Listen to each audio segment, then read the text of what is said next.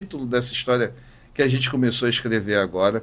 O podcast é um projeto antigo, mas que, como tudo, teve que ir ficando para trás, porque outros foram surgindo, mas agora ele vem se constituindo em algo que a gente vai usar como mais um canal para levar informação útil e de qualidade a todas essas pessoas que estão aí pela internet ávidas por informações úteis, por aquilo que realmente vai mudar as suas vidas. É esse o nosso objetivo quando a gente cria esse podcast, e é por isso que a gente vai estar aqui todos os sábados às 11 horas ou perto disso, para trazer a vocês o que há de melhor. A gente na semana passada há 2 semanas atrás, a gente teve a doutora Lara Benoliel, minha esposa, que falou de odontologia como um todo, mas também da pediátrica, da esportiva, que o nosso foco aqui não é direcionar para atleta, nem para direcionar só para quem é praticante de atividade física. O nosso foco é trazer informações úteis da área de saúde com profissionais não médicos, em sua maioria.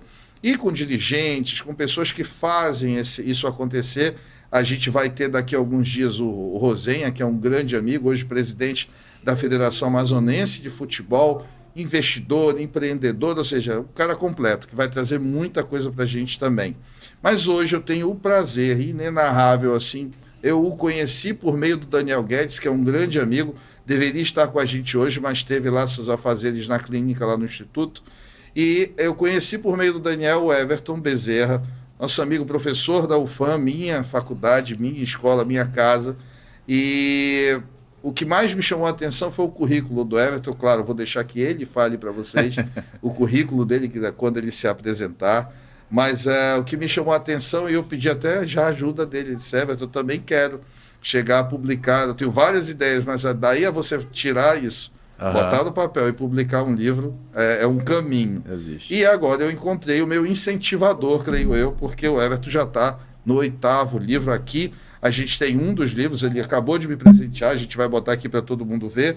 O título é Envelhecimento, olha só, Envelhecimento Humano, o Impacto do Exercício Físico. E não por coincidência, o nosso tema de hoje é o resgate dos idosos por meio da atividade física. Perfeito. Que é, aliás, o berço de onde está nascendo o nosso protocolo conjunto. Perfeito. Então, acho que eu já falei demais, já falei até além da conta. Vamos deixar o Everton falar, porque ele é o convidado, e a partir de agora o podcast é seu, meu amigo. Opa. Fale o que você quiser, do jeito que você quiser, e muito obrigado pela tua presença e pelo livro. Doutor, muito prazer. É sempre bom estar trazendo informações, como você mesmo falou, com a ideia de serem úteis para que a gente possa deixar os teus ouvintes, os teus espectadores assíduos dentro daquilo que tem de mais moderno na informação. A informação hoje é uma ferramenta muito impressionante e ela corre muito rápido, mas a gente tem também que ter coerência com aquilo que é informado.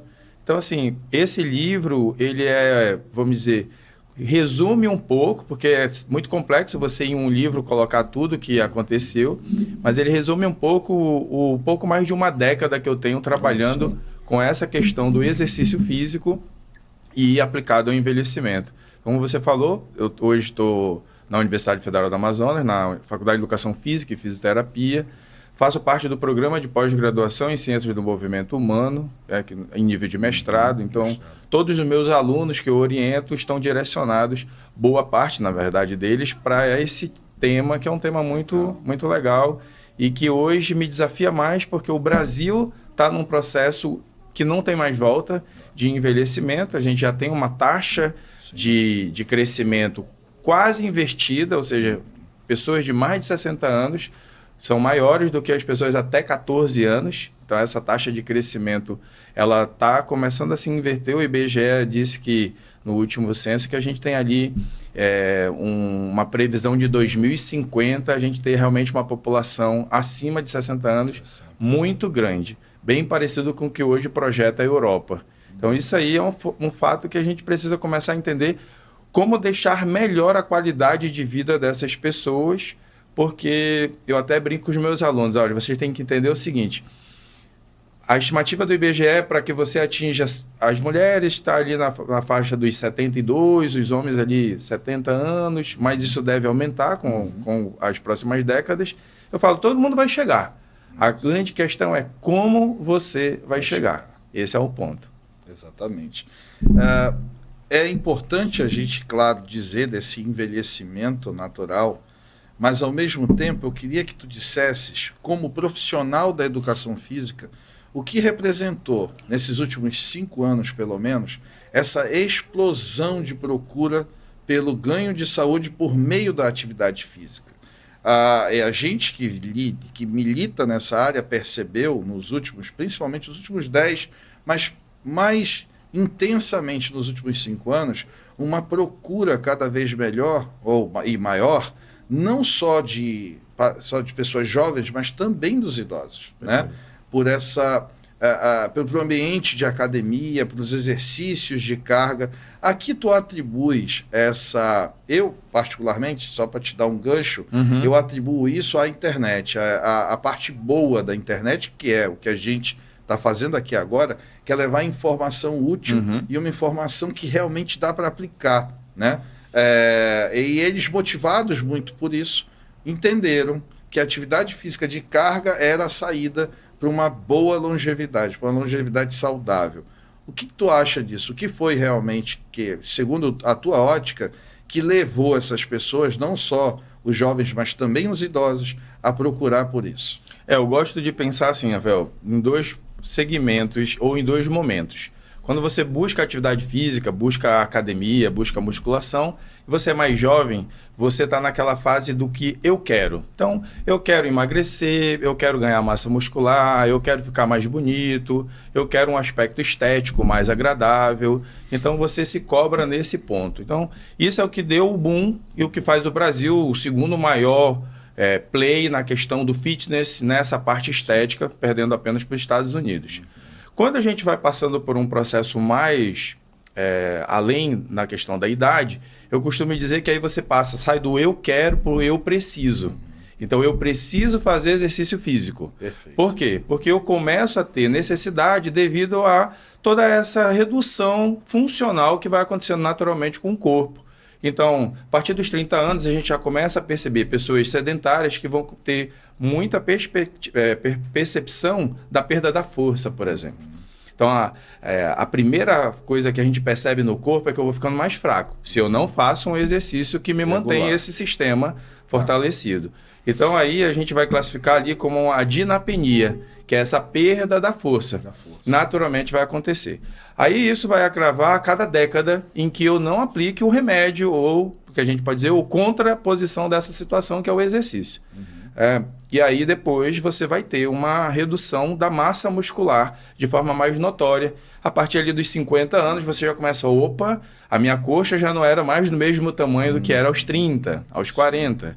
E aí a gente vai classificar essa ideia como sarcopenia, que é um pouco dessa relação entre perda da força e perda da massa muscular.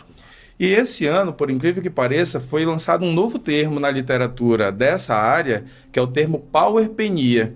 Foi um termo que foi alavancado na ciência por um grupo de brasileiros e um grupo de portugueses. Porque dentro do aspecto do músculo esquelético, que é quando eu vou atrás da musculação, eu estou focado no músculo esquelético, que é ali o músculo da coxa, o músculo do bíceps, né, para o pessoal ficar bem mais fácil de entender. Então, a potência do músculo, que é o quanto ele consegue acionar as fibras de contração rápida, eu tenho perdas durante o processo. E, naturalmente, ocorre simplesmente por um fator, por eu não estimular essa fibra no exercício. Então, eu penso que as pessoas procuram o exercício e, claro, você tem total razão, a internet veio para que realmente pudesse explodir essa informação, e a informação de qualidade faz as pessoas se questionarem. E aí faz uma autorreflexão. O porquê que isso está acontecendo com o meu corpo? Porque, naturalmente, se eu não tenho essa informação, o que vai acontecer? Eu vou deixar acontecer, eu deixo levar. Faço lá que nem a música, deixa a vida me levar. Mas quando eu tenho a informação, eu começo a me questionar e eu tenho a intenção de buscar uma solução. Então, eu estou nessa linha, eu acredito que a informação hoje é que fez as pessoas aumentarem. E programas como o seu agora, trazendo mais ainda, tenho certeza que as pessoas lá na terceira idade, porque a gente tem pessoas que estão hoje na terceira idade, quem está na terceira idade hoje é numa época que não existia internet. Embora, claro, nos últimos anos esse público entrou muito no meio online, mas ainda não é um público tão assíduo quanto o público jovem. Então, isso é bem complexo mesmo. Uma coisa que assim eu acho muito relevante, tu trouxeste em poucos minutos uma série de informações e uma nomenclatura que pode soar estranho para a maioria das pessoas, mas a mensagem mais importante é, primeiro perde força, depois perde massa muscular, depois perde massa óssea, que vem junto com essa perda de massa muscular, e aí os problemas realmente se apresentam. O que a gente defende é que você não aguarde o problema se apresentar, né? Exato. Que você haja de forma preventiva. E aí, por que eu te fiz essa pergunta? Porque eu fiz medicina do esporte e me especializei fora do país. Quando eu voltei, eu tive a oportunidade, eu lembro bem na época, de estar dentro de uma academia famosa da cidade e olhar da parte de cima e ver um salão com 5 pessoas. Aí eu pensei na época, isso foi em 2010, 14 anos atrás. Eu dizia, caramba, para que eu fiz medicina esportiva? Não tem ninguém dentro da academia. E na minha cabeça também eu dizia assim, cara, quanto tempo esse cara vai tirar para devolver esse valor que ele colocou aqui, né, para esse investimento, quanto tempo ele vai conseguir, coitado, rever o dinheiro que ele colocou para uma estrutura muito grande. Perfeito. Passaram-se alguns anos, eu tinha tenho um paciente, hoje um amigo também, que chegou para mim e disse assim, cara, eu vou investir em academias. Ele fez uma bariátrica, perdeu peso, mudou de vida, e ele disse, olha, agora eu entendo que essa área vai crescer. Aquela visão do empreendedor diferenciado, né? Ele disse, cara, tá maluco? Pô, o pessoal aqui não gosta, só vai correr na rua, só não vai ver. Eu vou fazer uma academia assim, assim, assado, ela vai ter um programa assim, beleza. Ele desenhou para ele a ideia e me falou, em breve, você vai ver, eu vou ter 50 academias espalhadas por Manaus. Aí eu pensei na época, eu disse, pô, a gente tinha 3, 4 e já não enchia, o cara vai encher 50? Não vai. Moral da história. Esse cara criou a rede, as academias live, que hoje estão espalhadas por todo canto. Todo dia cresce um pouco mais. Esse cara falando, é o meu amigo Célio, e as academias cresceram e todas as academias dele são super lotadas o tempo inteiro. E aí você vê ídolos surgindo, ídolos do fisiculturismo, sabe assim? Pessoal da velha guarda, como professores, e as pessoas da nova guarda como atletas diferenciados, como se fosse um atleta de futebol, um atleta de voleibol. O fisiculturismo foi ganhando esse status e hoje você vê pela primeira vez no Brasil, eu morei nos Estados Unidos e lá isso é muito comum, você entrar numa academia e ver os atletas de alto rendimento treinando e vivendo daquilo, é uma profissão. Perfeito. Aqui a gente não tinha isso, hoje não, a gente tem. E aí o que eu pensei, e por isso que eu acho muito importante ter você aqui hoje. Quando eu pensei na medicina esportiva, eu pensei na medicina esportiva do jeito errado. Eu era na época médico de futebol. Então eu direcionava todo esse conhecimento para o futebol. O que eu pensei? Eu disse, cara, eu posso adaptar esses protocolos e trazer isso para dentro da medicina convencional, do consultório habitual. E a gente foi fazendo os ajustes e foi transformando naqueles protocolos que eu já comentei contigo. Em linhas gerais, é uma migração.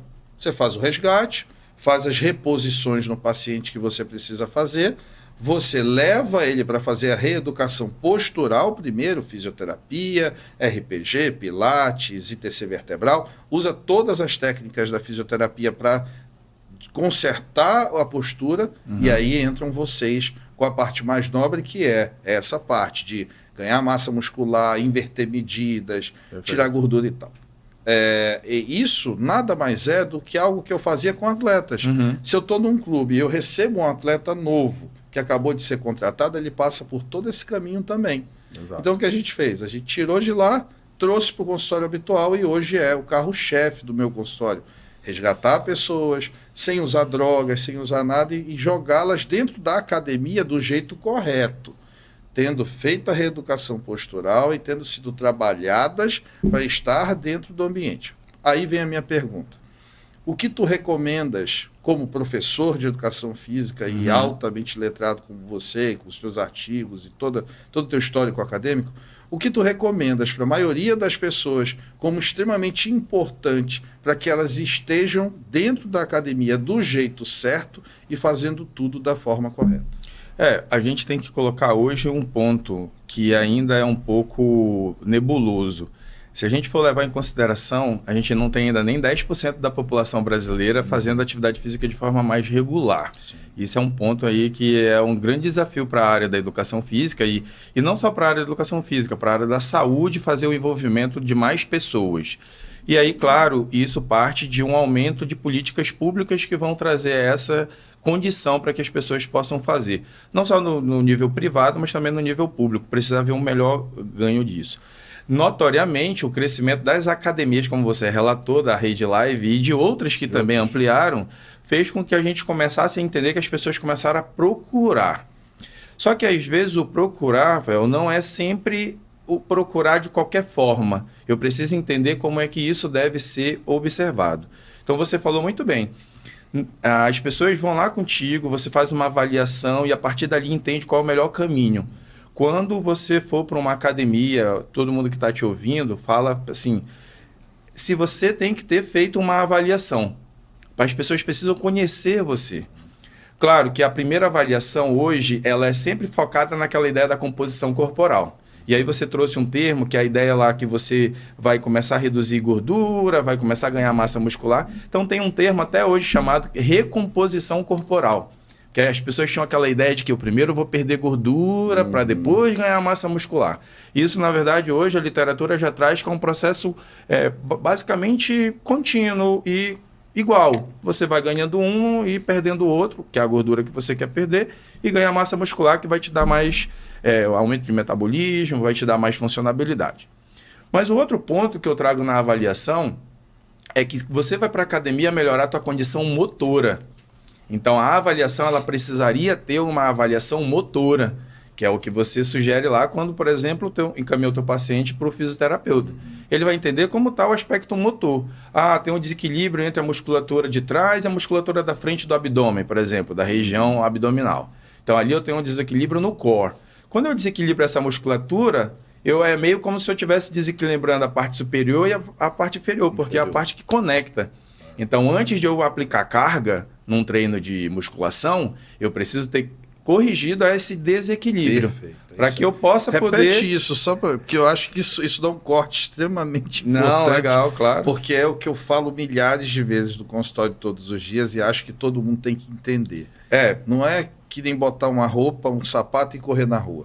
Exato. Sim, existe uma diferença. Se você for pensar até isso, ainda precisaria ter primeiro todo o processo, porque... Repete aí para eles, olha na câmera. Pessoal, lembra o seguinte, quando você está avaliando o aspecto de movimento do sujeito, então um profissional vai te avaliar a questão do movimento, ele está querendo entender como está o teu desequilíbrio muscular. Porque eu só consigo aplicar e evoluir carga em qualquer treino, seja na corrida, seja na musculação, se você tem um equilíbrio muscular adequado na região do core, abdômen, na região da cintura escapular, ombro, e na região da cintura pélvica, quadril. Quando isso está alinhado, a tua carga sobe no treino de força, na musculação, e o teu volume de corrida sobe na corrida de forma muito salutar. Quando isso não ocorre, você vai ter um problema. Então, esse é o ponto que teria. Então, hoje, no meu entender, há ainda uma falha nesse processo de avaliação na maioria das academias, porque eu ainda foco na primeira parte, que é a composição corporal. A parte motora, eu deixo muito aquém. Então, as pessoas hoje estão ainda muito ligadas à questão de eu quero evoluir na carga. Então, você pega até o mesmo um jovem que começa, ele já quer no exercício de braço, no outro dia já está fazendo com o dobro da carga que ele fez no dia anterior. E isso, às vezes, ele não tem ainda estrutura corporal, motora, para poder assimilar esse aumento de carga. E aí gera alguns problemas que poderiam ser evitados com esse tipo de entendimento. Vamos usar essa última observação e vamos trazer aquela imagem, Felipe, por favor. Eu trouxe uma imagem que demonstra isso de uma forma muito, muito, muito fácil de ver. Vocês imaginem que essa é sim a mesma pessoa, tá? Agora olhem para a diferença postural. Ela ainda não foi para a academia aqui. dentro dos nossos protocolos, o que a gente faz? Primeiro, a gente faz as reposições. Por exemplo, você começa a tomar suplementos alimentares específicos, você repõe o ácido hialurônico no joelho, porque é uma das articulações que melhor responde à reposição do ácido hialurônico, bem diferente do quadril ou de outros lugares em que ele não responde tão bem, mas no joelho sim. Então, quando você devolve coisas que foram perdidas ao longo do tempo, e aí a importância de ter avaliação pré-exercício, porque tudo isso é levado em conta. E aí você pega uma pessoa como essa pessoa da esquerda, tá? Joelho torto em varo, o lado esquerdo nitidamente desalinhado, o quadril, a pelve do lado esquerdo elevado, ou seja, a hemipelve elevada, levando o joelho para varo. Isso é uma coisa extremamente importante, Everton. As pessoas chegam às vezes com esse joelho e dizem assim, doutor, já me disseram que eu só tenho a opção de cirurgia, porque o meu joelho é torto. Aí a gente responde, o seu joelho não é torto, ele está torto. Perfeito. E por que ele está torto? Porque a sua postura está errada. Perfeito. Por que a gente assume essa postura?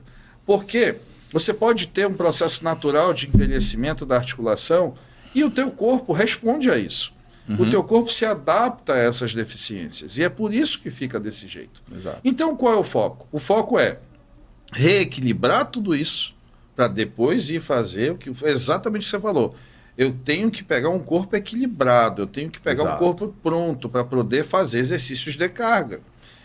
Eu escutei essa semana, a pílula da juventude é a musculação. Concordo, mas feita do jeito correto. Sim, perfeito. Por que a maioria das pessoas desiste, Everton? E isso aí é um insight que eu acho que todo mundo tem que ter. Por que existem pessoas que entram na academia, ficam uma semana e não voltam mais? Porque elas fizeram pelo caminho errado. E aí, quando ela força um corpo desregulado como esse, o que acontece? Ela sente dor. E tudo que te faz sentir dor, você abandona, lógico, por questões evidentes. Ela vai tentar outra coisa, aí ela migra para hidro, ela faz pilates, ela caminha na rua, ela faz tudo que ela pode. E ela diz depois que não se adapta a nada disso. Mas o que faltou foi tão somente essa avaliação bem feita. Então, olha só, a figura do lado esquerdo e a do lado direito, elas são a mesma pessoa. Depois de 90 dias de pilates, de RPG, de quiropraxia, de ITC, ou seja, de fisioterapia aplicada após as reposições que nós fizemos, aquela era a mesma paciente com quadril nivelado, coluna nivelada, joelhos na posição de carga habitual, ou seja, a máxima de que o joelho dela não era torto, ele estava torto, está comprovada, e olha os pés, a posição dos pés, a pisada do pé, tudo muda. Tudo muda. E a gente começou a ver isso no dia a dia. Perfeito. E aí você dizia, cara, quantas pessoas eu devo ter operado e que não precisavam ter sido operadas? Por um erro também nosso de avaliação, pela escassez de conhecimento. Perfeito. Não é um erro induzido, não é um erro de propósito. Se você permitir um adendo, olhando a imagem, a gente consegue ainda perceber que o primeiro foco, que é talvez aquilo que a maioria das pessoas procura, não foi alterado, que é um pouco da composição corporal. Então as pessoas vão lá, devem até perguntar para você, poxa, eu queria perder, né, um pouco de gordura. Mas para entender que, para que ela possa aumentar esse gasto energético, eu precisaria ter um aumento da prática da atividade. Se eu pego a mesma senhora que está lá na posição da esquerda e começo uma atividade focada na composição corporal dela, para perda, então eu teria que colocá-la para fazer atividade aeróbia, para fazer a musculação, provavelmente ela iria treinar de 3 a 4 dias na semana. Essa sobrecarga faria com que ela desistisse, porque ela ia sentir... Provavelmente ela tem algumas dores, o tornozelo dela está lá nitidamente em valgo, né, indo para dentro. Então ela não consegue fazer uma caminhada por um tempo muito longo, porque ela vai sentir incômodo. Claro. E aqui eu vou ter biomecanicamente, na hora que ela faz o apoio, eu começo a ter uma torção da tíbia contrária à posição do pé dela. Exato. O que vai refletir lá no joelho dela e provavelmente vai refletir no quadril e depois na coluna. Então as pessoas começam a andar e sentem lombalgia e não sabem por quê. Porque, na verdade, ainda não fizeram um trabalho de reeducação. Em resumo, Everton, se eu pego essa pessoa da figura esquerda, do lado esquerdo, e digo a ela, vai lá na academia, procura, só injeto lá o ácido hialurônico, faço a reposição, mas digo o seguinte, procura agora o profissional de educação física, porque agora você precisa desenvolver massa magra e tudo. Esse é o próximo passo. Sem fazer o realinhamento, o que acontece? Ela normalmente vai ter um aumento das dores que provavelmente a levaram a te procurar.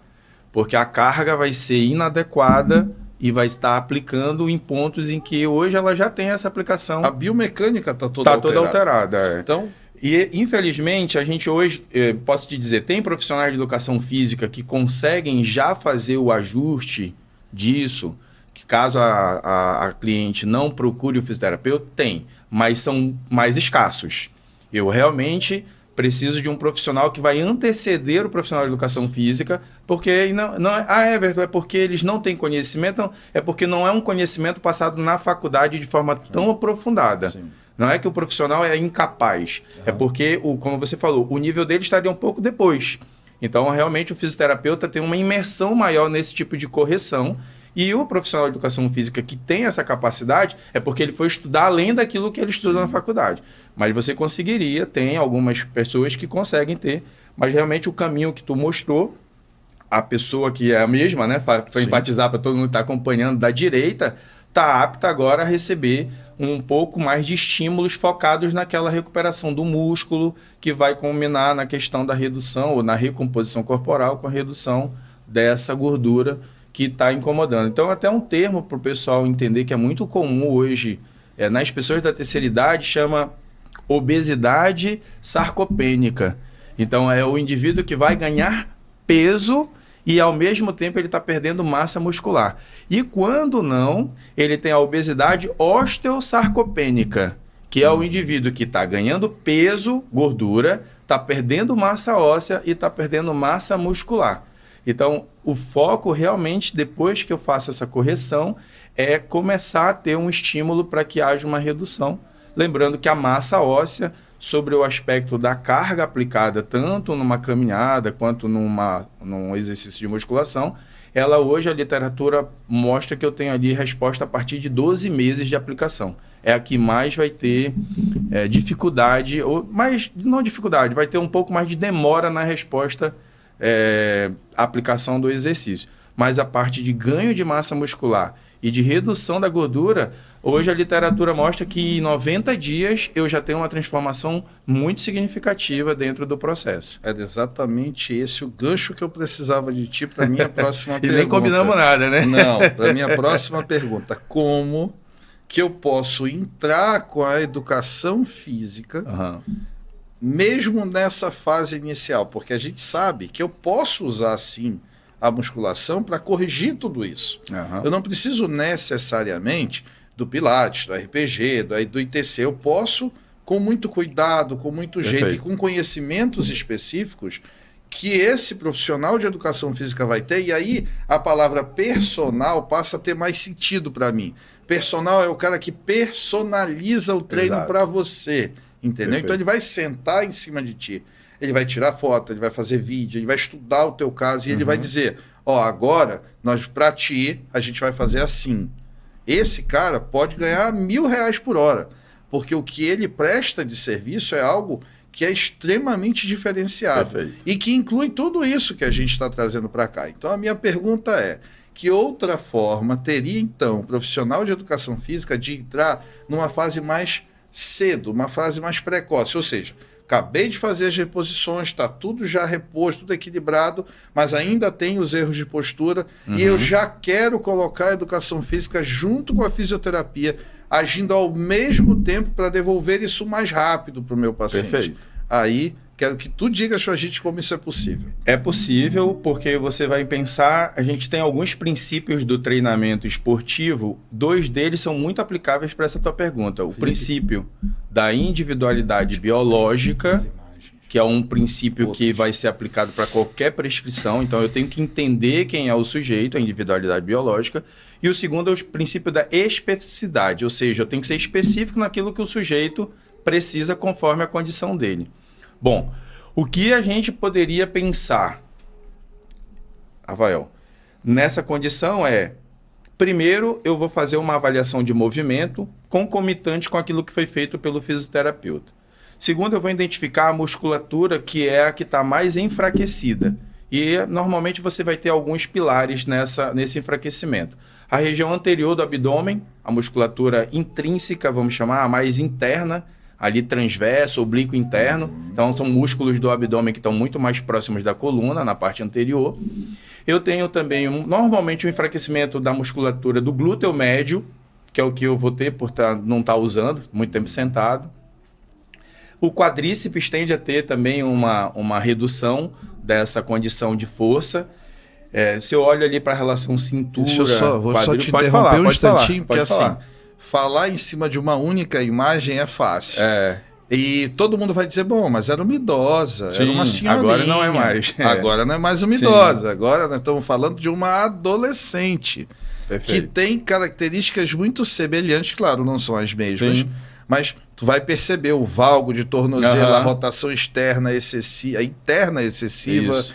A prega poplítea alterada por conta de uma atitude em flexo do joelho, e isso numa pessoa com 14 anos de idade. 14 anos? Então, você está vendo como não é só, a gente também fala mais do idoso, mas não é só o idoso. Sim. Tem mais aqui, eu vou fazer umas surpresas para ele ainda no meio disso, mas... Claro. Desculpa ter te interrompido, mas eu só queria jogar essa imagem porque aí ele vai raciocinar em cima dos dois pontos. Do idosinho, daquele com mais idade, mas também do adolescente. Perfeito. Porque a musculação se usa, aquele conceito, pelo amor de Deus, que não se usa musculação, porque a física de crescimento, isso já acabou, pelo amor de Deus. Esqueçam isso. Não existe retardo no crescimento por causa da musculação. O que existe é correção. Aí é por isso que eu te falei do gancho. Sim. Esse é um caso em que a tua musculação vai trabalhar muito melhor do que a fisioterapia para reeducar a postura. E aí nessa linha que eu estava falando... Desculpa por ter interrompido, mas agora é contigo a palavra. Nessa linha que eu estava falando, o que eu vou ter que identificar? Qual a musculatura que está... Porque lembrem que esses músculos, eles têm uma ação isométrica muito grande. E por quê? Porque além de eles serem dinamicamente utilizados para movimentar a articulação, eles são músculos que vão estabilizar a articulação. Exato. Então, muitas das vezes, antes de eu acrescentar o exercício de forma dinâmica, eu preciso mostrar para o músculo que ele existe. Exato. Porque às vezes ele está tão fraco que ele não consegue acionar. Se eu boto, por exemplo, a paciente do lado esquerdo para fazer um exercício de leg press, ela não vai conseguir acionar a musculatura que ela já conseguiria do lado direito quando ela já teve a reorganização muscular. Então, muitas das vezes eu vou precisar ou utilizar um exercício de cadeia aberta para poder, que aí ficar claro para todo mundo, um exercício isolado que gera direto para a articulação, com aquela situação da esquerda, para estimular aquele músculo que está inativo por alguma condição do dia a dia dela, ou mesmo até mesmo de algo congênito que veio com ela. E depois, ou eu posso usar também um exercício de cadeia fechada, que é aquele que eu utilizo muitas articulações ao mesmo tempo, só que no meu conceito eu faço um aspecto isométrico, estimulando verbalmente o que normalmente na fisioterapia o pessoal chama de biofeedback ou de feedback, quando eu vou lá e digo, olha, contraia esse grupo muscular. Eu quero que você contraia, você perceba que está contraindo. Sim. E a partir daí a gente vai envolvendo não está só empurrando peso. Não só está empurrando peso. Exatamente. Que é um ponto que eu devo levar para sempre, tá? Certo. Eu não posso, como você falou, só empurrar peso. Eu preciso realmente direcionar para a musculatura que está envolvida. Exato. Por isso que é difícil, às vezes, quando eu estou na academia, eu vejo a pessoa fazendo até uma extensora, estendendo o joelho no celular, e eu digo, cara, alguma coisa está errada. Porque eu não consigo, o meu cérebro não consegue pensar na mensagem e pensar para o celular e pensar na mensagem para o músculo. Embora sejam ações diferentes, eu tenho que ter concentrado naquela questão. Perfeito. Então, é um ponto que, nesse caso, a gente evoluiria de um trabalho de recuperação do músculo que está mais enfraquecido, numa ação mais isométrica, para que eu possa caminhar para uma ação mais dinâmica, isso lá dentro da sala de musculação. Olha só. Que é o que você falou do personalizado. Tá vendo como não é simplesmente empurrar peso? E assim, a mensagem maior é essa, não é só para o idoso, não. Quando a gente fala numa reeducação postural, não, mas isso é para o idosinho que tem artrose, que tem limitação de movimento, que precisa disso. Não, a gente tem adolescentes que pisam errado, que andam errado, que correm errado. Aí, e que tipo de trabalho você vê hoje, por exemplo, as escolas desenvolverem para o diagnóstico desse tipo de deformidade Vamos fazer educação física. E a educação física, normalmente, é a prática de uma atividade esportiva, tipo futebol e tal. Não existe esse cuidado, até porque a gente ainda, infelizmente, não tem a cultura de formação de atletas na base. Perfeito. As escolas não estimulam isso, né? Imagine se a gente tivesse um campeão, como nos Estados Unidos, você tem ligas, a liga colegial, a liga universitária, a liga profissional, em que quando se acha a aptidão daquele atleta, você trabalha até chegar no nível profissional. A gente um dia vai ter isso, porque eu estou falando de um país em que nem se exercitava e hoje já se exercita, então isso é uma boa coisa. Mas nós vamos mudar isso fazendo isso que a gente está fazendo aqui, levando informação, insistindo na informação, tornando as pessoas cada vez mais aptas a entender o que a gente está falando, aí elas mesmas vão fazer acontecer. Sabe que você fala isso, Rafael, eu fico lembrando, eu sou membro da NSCA, que é uma instituição americana que trabalha com a parte de condicionamento físico, força, hoje talvez dentro do aspecto inferior, claro, ao Colégio Americano de Medicina do Esporte, mas de forma direcionada para o treinamento de força e do condicionamento, é a maior instituição que a gente tem, acredito que no mundo. A que mais pesquisa, tem hoje, é detentora dos direitos do Journal Strength and Conditioning Association, que é o principal jornal hoje do mundo na área do treinamento. E ela traz, nessa questão de formação de base, quando você olha na formação do jovem, uma coisa muito interessante que tu tocou, que antes de ele desenvolver as skills específicas lá do esporte, ele precisa fazer força. E a gente no Brasil faz o contrário. Lógico. O indivíduo só vai fazer força quando ele está ali pelos 14, 15 anos. Everton, mas ele faz salto. Mas o salto é o on concord do movimento esportivo. Ou seja, para eu fazer um bom salto, eu preciso ter um preparo muito bom de base. E normalmente, quando você pensa lá no esporte, o pai pensa assim, vou colocar meu filho no esporte. É bom? É bom, se você tiver um trabalho de base associado. Porque o esporte ele é um exercício, na maioria das vezes, acíclico e de cadeias abertas, livres. Então, Everton, o que isso quer dizer? É mais fácil eu ter uma lesão do meu filho de 10 anos fazendo futebol da escolinha do que ele lá na sala de musculação, mesmo mal assistido. Olha lá, hein, o que eu estou falando. Mesmo mal assistido, é mais difícil ele ter lesão na sala de musculação do que ele lá na escolinha super assistido. Por quê? Porque lá na sala de musculação a gente tem o que a gente chama de carga estática. Então, quando você está no leg press, a carga não pode cair em cima de você. Você está lá bem controlado. E quando eu estou correndo, na hora que eu mudo de direção, eu perdi controle sobre aquela carga. E aí a possibilidade de eu ter uma lesão é maior. Isso quer dizer que é ruim fazer o esporte? Não. E aí eu reforço que não é ruim, é muito bom. Mas hoje, para que a gente pudesse ter uma melhora do aspecto esportivo na formação de base, eu precisaria ter associação entre as habilidades esportivas específicas com a base da preparação das estruturas que estão envolvidas nessa habilidade, que basicamente seria o músculo esquelético e o músculo cardíaco. Esse é um ponto. Trazendo um pouco do que a gente vive no futebol, por exemplo, e hoje isso cada vez mais vem sido mencionado, você vê os estudos de acúmulo de ácido lático, os estudos de quilômetros percorridos por jogo, de desempenho, basicamente. Se você pensa em tudo isso para um atleta profissional, você imagina isso para um atleta ocasional. Aquele cara que não faz isso para viver, lógico, então ele não faz uma preparação física e nem tem o suporte de pós-jogo, tipo, ele não faz fisioterapia depois, ele não faz laser, ele não faz liberação miofascial, ele não faz nada, ele vai lá na academia, treina e volta para casa, toma um banho gelado no máximo, e aí ele acha que ele resolveu o problema. Então, assim, mesmo para fazer atividades físicas, e a musculação para mim, eu tinha um amigo fisiculturista de anos atrás que já dizia isso, ele dizia que a musculação é o esporte mais completo que existe, porque ele vai desde o nível de competição até o nível de tratamento, e é verdade.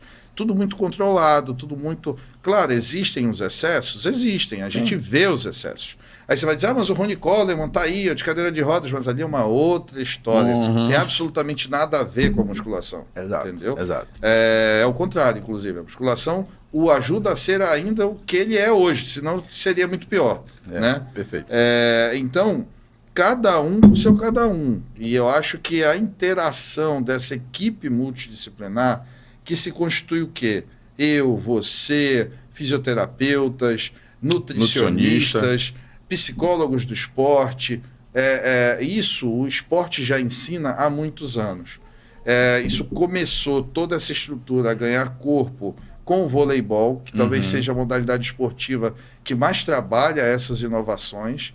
Não por isso o Brasil está na ponta sempre, e é uma referência no vôlei há tantos anos, por ter criado esse núcleo, um núcleo bem completo de preparação de atletas desde a base.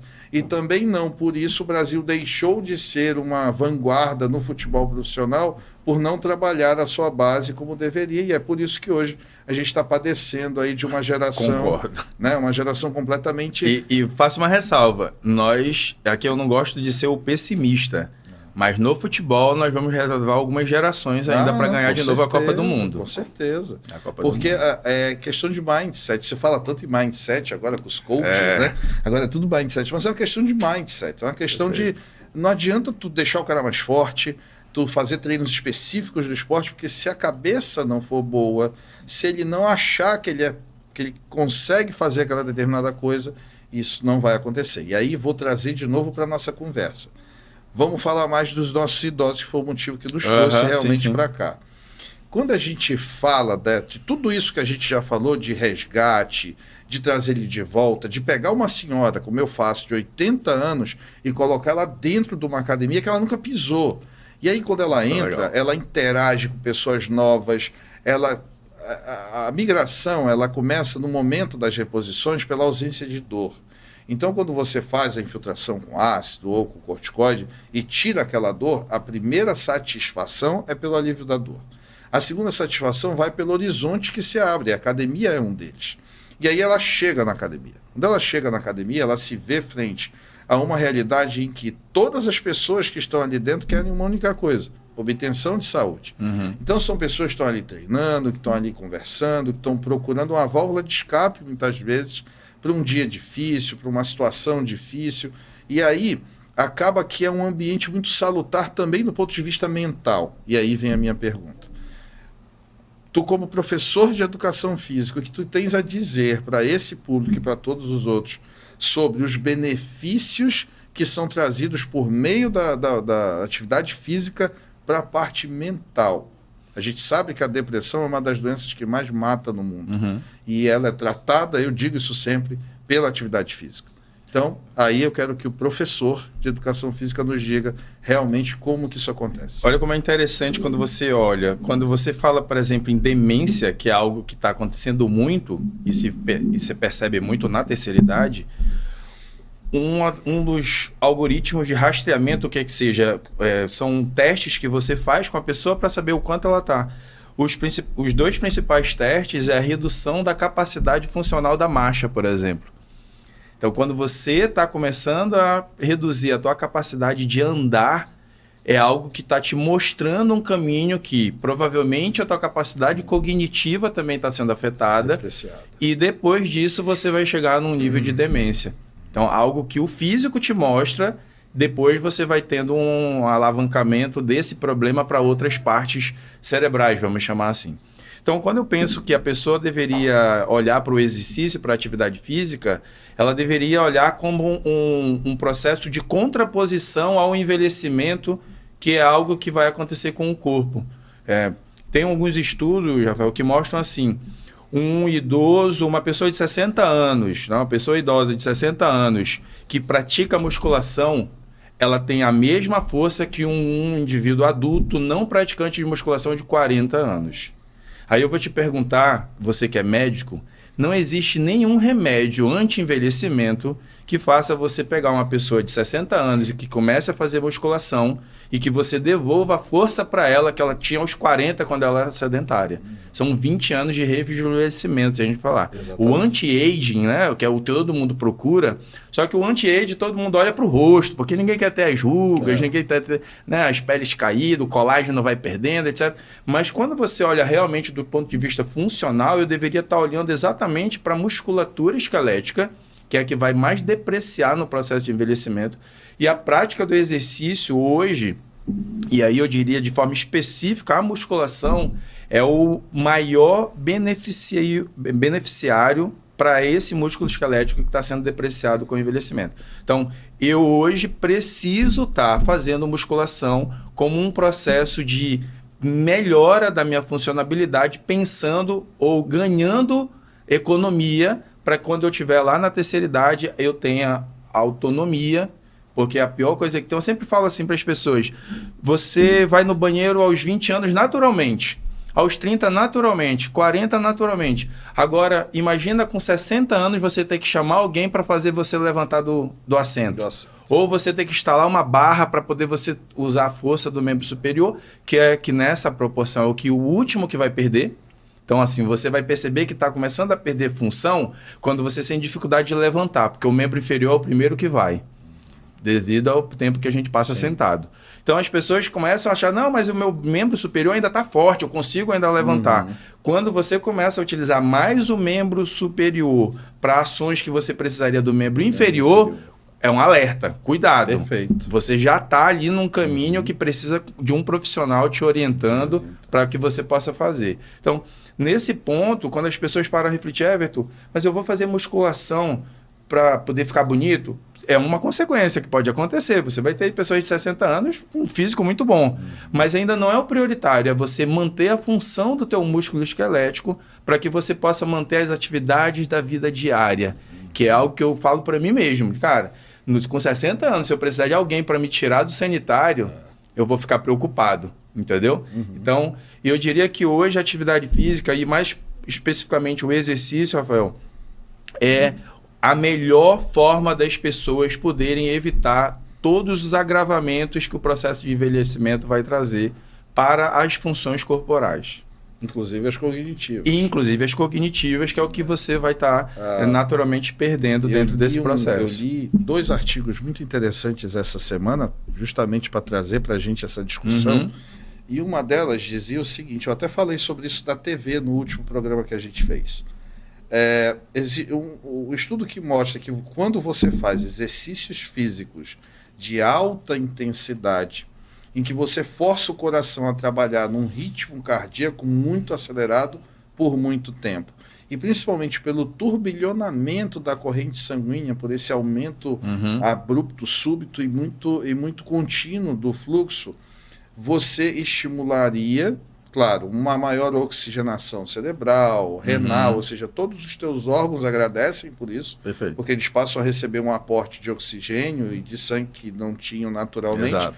Mas o mais importante, que células defeituosas, que são aquelas células pré-cancerígenas, que não são identificadas por código genético nenhum por enquanto, são erros da natureza. Sim. Você tem um tecido que se renova todo dia e nessa renovação tem 1 ou 2 erros. Quando você força esse turbilhonamento à exaustão, você faz com que essas células defeituosas não aguentem esse ritmo. E elas são as primeiras a ser eliminadas ou que não chegam a ser aproveitadas, porque é dali que possivelmente podia nascer uma célula cancerígena ou algo assim. Esse é um dos pontos que eu achei mais interessantes da questão do treino, até como prevenção ao câncer, que a batida era exatamente essa. A outra coisa era a questão de prevenção de demência, prevenção de Alzheimer. Você quer prevenir o Alzheimer? Você come alimentos termorreguladores, alimentos como a canela, como a pimenta, que a gente tem muito aqui, que são vasodilatadores periféricos, aumentam a oxigenação, diminuem essa queda. Dá para usar até como pré-treino. Dá para usar até como pré-treino, exatamente. Então, tem muitos conceitos. É uma pena o Dani não pôde estar aqui com a gente, mas ele ia falar muito bem disso como nutricionista. Sim. Mas a gente faz um pouco disso, né? A gente estuda isso, a gente também vê isso. E o segundo ponto mais importante que me fez também trazer essa questão da parte mental é a prevenção ao desfecho fatal de uma doença mental.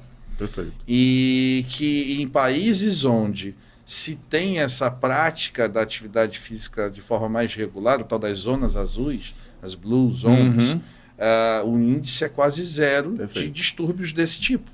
Então fica óbvio, né, que a prática esportiva, a boa alimentação e uma melhor qualidade de vida melhoram a parte mental. Então, a gente diz, musculação não é terapia, mas é terapêutica. Atividade física não é terapia, mas é terapêutica. Perfeito. E aí, o que tu tens a dizer disso? Vou te fazer essa pergunta de novo, porque eu acho extremamente interessante falar da parte mental. É o mindset.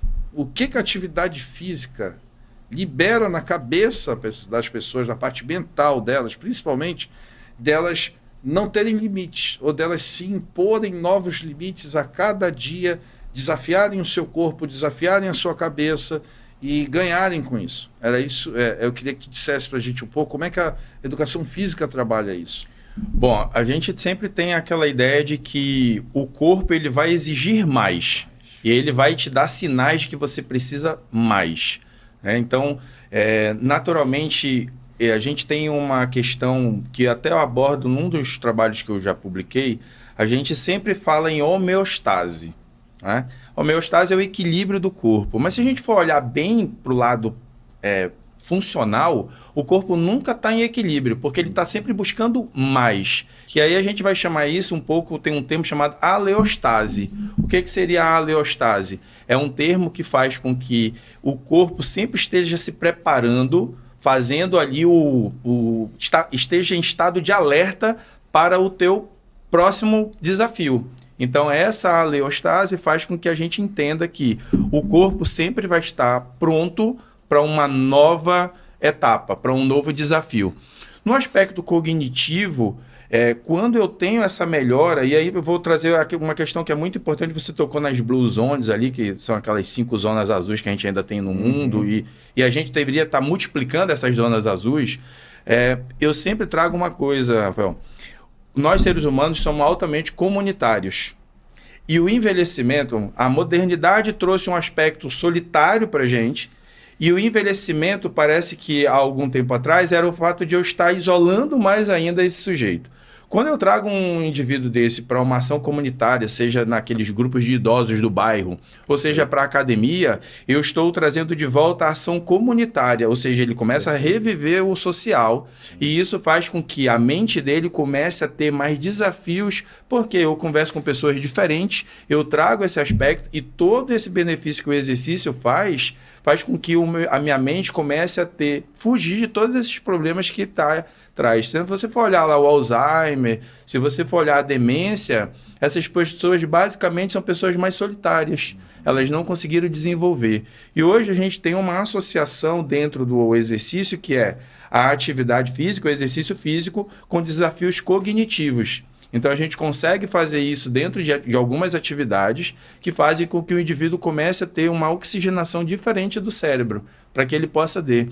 Inclusive, se você pegar um idoso e pedir para ele fazer um teste de marcha de 6 metros, só pensando no teste de marcha, e se você pede, fazendo num outro momento, um teste de marcha no qual você deu um desafio cognitivo para ele, você percebe que quando ele está com uma disfunção cognitiva é quando ele tem uma redução muito grande da velocidade de marcha, tendo que fazer alguma atividade cognitiva. Então, isso é um marcador que mostra, ele pode até estar rápido quando ele só pensa na atividade motora, mas quando ele tem uma ação cognitiva, ele diminui muito a capacidade motora. Então, isso é um alerta. Então, a gente consegue fazer dentro do exercício essa associação entre o estímulo cognitivo e a questão do exercício. Não sei se eu respondi a tua pergunta, isso. Mas era um pouco disso aí. E na sequência, a gente está entrando nos últimos 10 minutos do podcast, eu acho importante a gente falar sobre o que a gente está montando, o tal protocolo, que ainda não tem um nome específico, eu já pensei em vários nomes para ele, mas... Eu trouxe um, mas depois a gente fala, no próximo momento, para não dar spoiler. E é importante que ele exista para ter nome, né? A gente ainda está moldando. Mas em linhas gerais, depois que a gente fizer o balanço, que a gente fizer esse reequilíbrio, que é hoje, graças a Deus, o que eu mais faço, eu tenho operado cada vez menos e cada vez mais devolvido vida para muitas pessoas sem a cirurgia, com uma agulhadinha feita com anestesia local que resolve muitos dos problemas. Mas aí eu preciso muito da educação física, eu preciso muito da atividade física. E é aí que você, como os teus mestrandos e todo mundo que está contigo vai entrar. Então explica para o pessoal, que eu acho que esse é um dos motivos que trouxe esse monte de gente que está assistindo a gente a entender onde você vai entrar. o que é o teu serviço, onde que quando eu chegar lá e disser, procura o Everton agora, é isso que ela vai esperar receber. O que tem de diferente? O que tu vai fazer que não é o convencional? É isso que eles querem saber. Bom, a ideia do trabalho é, primeiro, a gente tem uma avaliação específica para esse público. A gente chama de avaliação físico-funcional. Eu tenho que entender a composição corporal, mas eu tenho que entender como está a função motora dele. Então, tem um teste, algumas sociedades, a europeia, a Oceania, a asiática, tem um algoritmo de rastreamento da disfunção na terceira idade, no indivíduo da pessoa idosa. Então, a gente está aplicando isso. Isso habitualmente é feito só em pesquisa, a gente está trazendo para o público fim, para o público final, que é o usuário do sistema. Depois, os exercícios são baseados na ideia dessa avaliação. Naturalmente, às vezes as pessoas não querem ficar 1 hora na academia. Então, a gente vai ter focos direcionados para aquilo que ela precisa. Muitas das vezes, eu diria que vai ficar 20 minutos, 25 minutos, a gente já consegue dar um estímulo e, naturalmente, a pessoa vai dizer assim, eu quero ficar mais tempo, e a gente vai aumentando alguns exercícios. Então, se você for pensar nisso, a gente vai ter assim, meu foco, membro inferior, reestabilização da musculatura que está enfraquecida, que é estabilizadora, melhora da musculatura dinâmica que está envolvida principalmente na marcha, o que vai ter a melhora na função do dia a dia.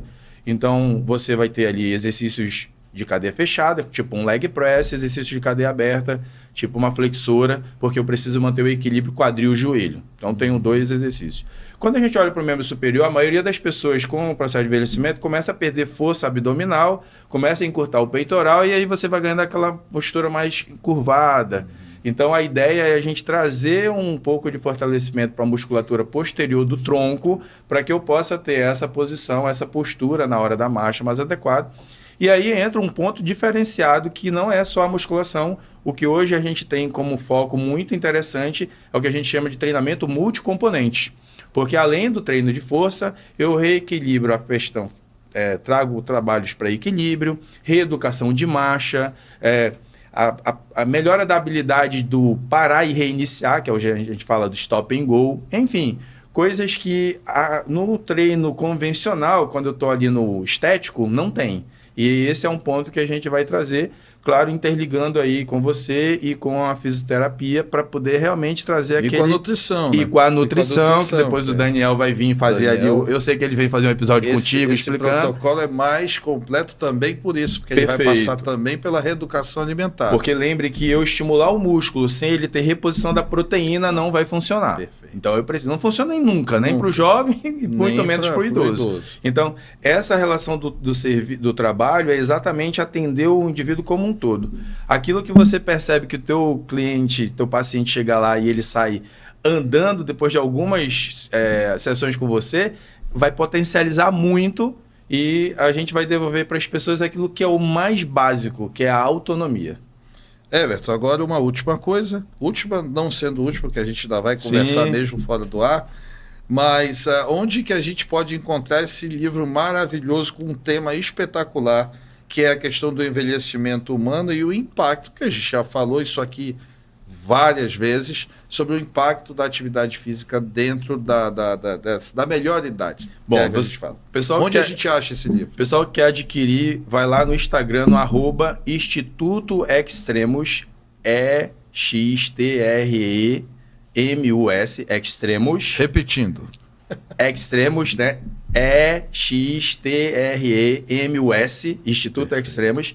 Lá na bio vai ter um link que vocês podem adquirir, mas se você não quiser adquirir agora, eu já dou um spoiler aqui, daqui mais ou menos uns 30 dias eu vou estar lançando um super pacote que você vai levar o livro num valor muito interessante. Então, quem está assistindo agora ao vivo já fica aí atento, mas quem for ver depois, volta lá que provavelmente a gente vai estar ainda valendo essa spoiler que eu estou dando exclusivo aqui no podcast do Dr. Rafael. Eu estou lendo aqui, quem assinou para você fez o prefácio. Quem fez e assinou o prefácio foi o doutor Cristiano Paiva. Exatamente. Meu amigo Cristiano Paiva, médico urologista. Nossa, aqui amigo. a gente manda aí um grande abraço. Opa. O Cristiano é um incentivador disso, Sim. também um professor universitário. Ele é professor, ele tem bem mais paciência do que eu para essa coisa de estar no banco universitário. Eu gostaria muito, mas infelizmente me falta tempo por conta da dedicação a todos esses projetos que a gente desenvolve, e cada dia surge um novo, e é assim que a gente vai. Bom, só me resta agradecer a todo mundo que esteve mais uma vez aqui com a gente, agradecer ao Everton pela disponibilidade de estar aqui em pleno sábado para transmitir ao vivo. Não é qualquer um que faz ao vivo, tu sabe disso. A minha esposa esteve aqui, e aí quando terminou ela disse assim, eu não acredito que eu consegui fazer ao vivo. Conseguiu. É melhor, a gente se solta mais, a gente interage sabendo que tem muita gente ouvindo. E em nome de todos esses, eu recebi aqui, sei lá, mais de 200 mensagens no WhatsApp. Eu não tive como ler, como fazer vocês interagirem com o Everton pelas mensagens, mas a gente vai responder uma por uma no momento oportuno. E eu espero que o conteúdo que foi a vocês, mesmo num curto espaço de tempo, tenha sido o melhor possível.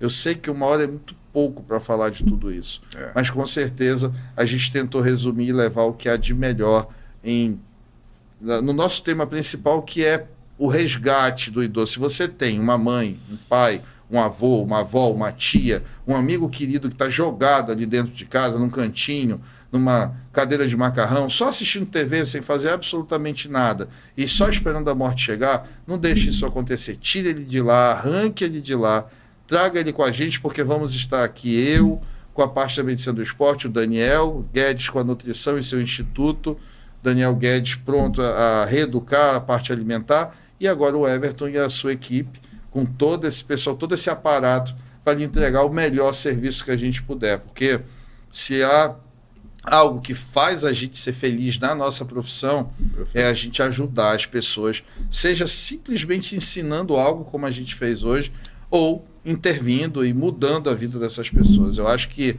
se você quer ter um propósito na tua vida, que seja esse o teu propósito, e dinheiro é algo que vem por consequência. Muito obrigado, um abraço para todo mundo, Everton, e até a próxima, até a semana que vem.